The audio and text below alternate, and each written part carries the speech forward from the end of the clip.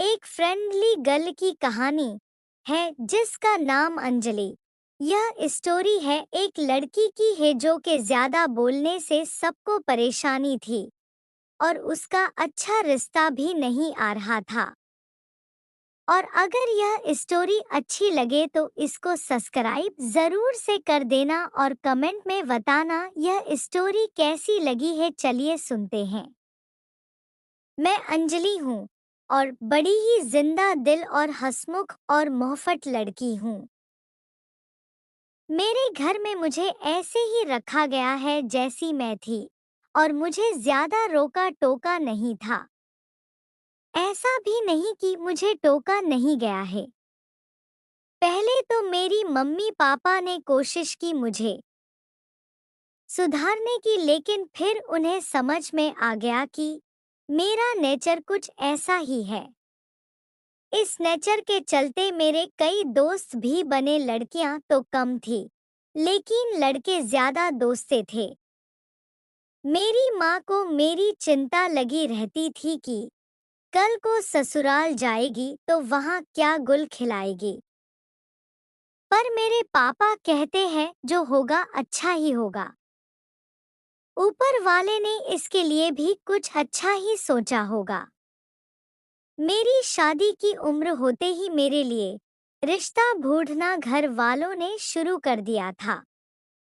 कोई तो रिश्ता लेकर आते लेकिन घर तक पहुंचने से केवल इसलिए मना कर देते थे कि लड़की बोलती बहुत है। अब बताओ भला यह भी कोई कारण हुआ किसी को रिजेक्ट करने का। लेकिन मुझे इन सब बातों से कोई फर्क नहीं पड़ता है। मैं अपनी लाइफ में बहुत खुश हूँ। बोलो तो बिंदास बोलो।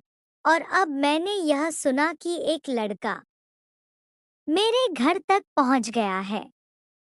मतलब यह कि वो मुझे देखने आने वाला है। रविवार को देखने आने वाले थे और मेरी माँ ने मुझे पहले ही कड़ाइती के साथ बोल दिया है कि मैं अपनी हंसी और बातों पर कंट्रोल करके रखूं। अमित और उसके घरवाले मुझसे मिलने आए थे और फिर जैसा कि होता है, पहले चाय नाश्ता हुआ, फिर थोड़ी बहुत बातें होने के बाद अमित और मुझे अकेले में बात करने को कहा गया। मैं कब से अपने आप को रोक के बैठी थी। इतना चुप तो मैं कभी नहीं रही थी। फिर क्या था, जैसे ही वो आए मैंने बोलना चालू किया तो सब कुछ उससे पूछ लिया जो कि मेरे मन में था। कितना कमाते हो, घूमने का शौक है कि नहीं। बीच में मुझे लगा कि कहीं यह मना ना कर दे, पर अमित को मेरी यह बात ही पसंद आ गई।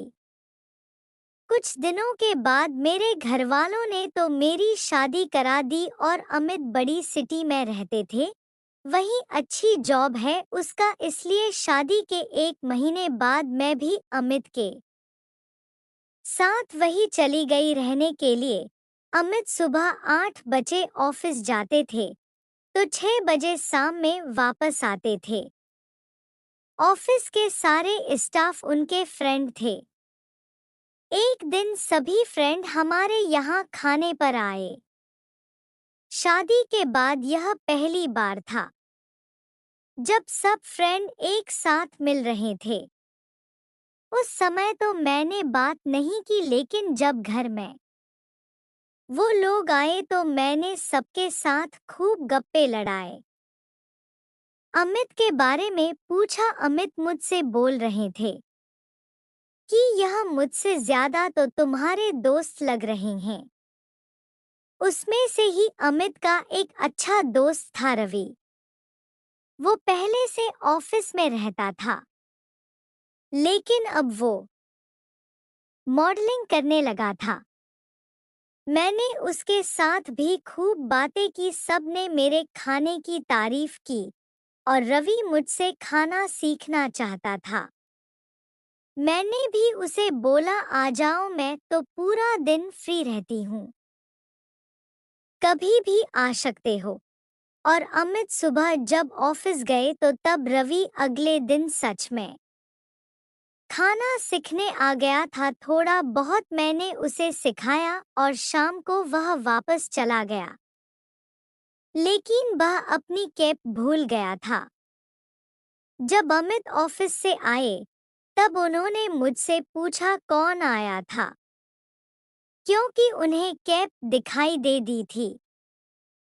मैंने बोला रवि आया था, कल वह खाना सीखने को बोल रहा था। आज आ गया था, अभी तुम्हारे आने के पहले गया है। उनका चेहरा थोड़ा उतरा। वो बोले अच्छा इतना देर रुका तो मुझसे भी मिल ही लेता।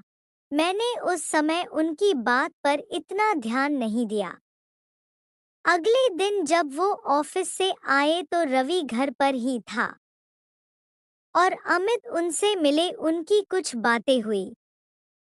जब वो चला गया तब अमित बाथरूम में फ्रेश होकर आए और जैसी कि मेरी आदत थी, मैं पूरी दिन की कहानी बड़बड़ करके उनको बता रही थी।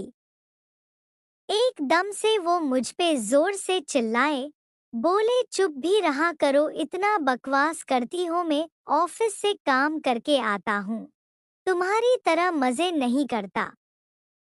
घर पर ऐसा गुस्सा मुझ पर कभी किसी ने नहीं किया था। मेरे पापा ने भी नहीं। मेरी आवाज बंद हो गई और आंसू शुरू हो गए थे। मुझे कुछ समझ नहीं आया कि उन्हें किस बात का इतना गुस्सा आया है। उस दिन से हम दोनों में बात करना बंद हो गया था। अगले दिन मैंने अपनी मम्मी को सारी कहानी सुनाई, क्योंकि मुझे कुछ नहीं पता था कि मैंने क्या किया है। जो इतना शांत रहने वाले अमित भी मुझ पर भड़क गए।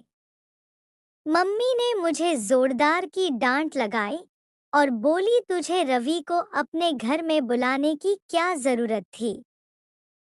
मुझे समझ नहीं आया। माँ बोली कि बेटा वो अभी तुझे पूरी तरह जानता नहीं है और वो तेरा पति है। तू अगर दूसरे किसी के साथ ज्यादा घुलेगी तो हो सकता है कि उसे बुरा लगे। मुझे थोड़ा समझ आया कि उनका मूड क्यों खराब हुआ है। अगले दिन फिर रवि आता है सीखने के लिए। अब रवि को कुछ प्रोजेक्ट मिल गया था, इसलिए 2 से 3 महीनों के लिए वो बाहर जाने वाला था। अमित ऑफिस से आए तब तक रवि को मैंने रोक रखा था। अमित का मुंह उतरा हुआ था। उसे देखकर और ज्यादा मूड खराब हो गया था। बातों बातों में मैंने बोला कि मैं बहुत खुश हूँ, रवि को कोई प्रोजेक्ट मिला है, वो बाहर जा रहा है। साथ ही मैंने यह भी कहा कि फेमस हो जाओ तो प्लीज अपनी इस बहन को भूल ना जाना। रवि बोला अरे बिल्कुल नहीं, अभी कुछ दिन से आपकी वजह से मेरा पेट ठीक है, वरना बाहर का खाकर इन्फेक्शन हो रहा था। अमित के चेहरा अब बदल गया था। उसके चेहरे पर बहन सुनकर स्माइल आ गई थी। रवि चला गया। मैं अमित से बात अभी भी नहीं कर रही थी, क्योंकि वो मुझ पर भड़का था। आज उनके तेवर बदल गए थे। मेरे पास में आना चाहते थे, मुझे मनाने के लिए। फिर उन्होंने थोड़ी कोशिश की। तब मैंने बोला कि आप कल क्यों गुस्सा हुए थे, इस बारे में मुझे सही बता दोगे तो मैं मान जाऊंगी। वो बोले ऐसे ही कुछ ऑफिस में ज्यादा काम था।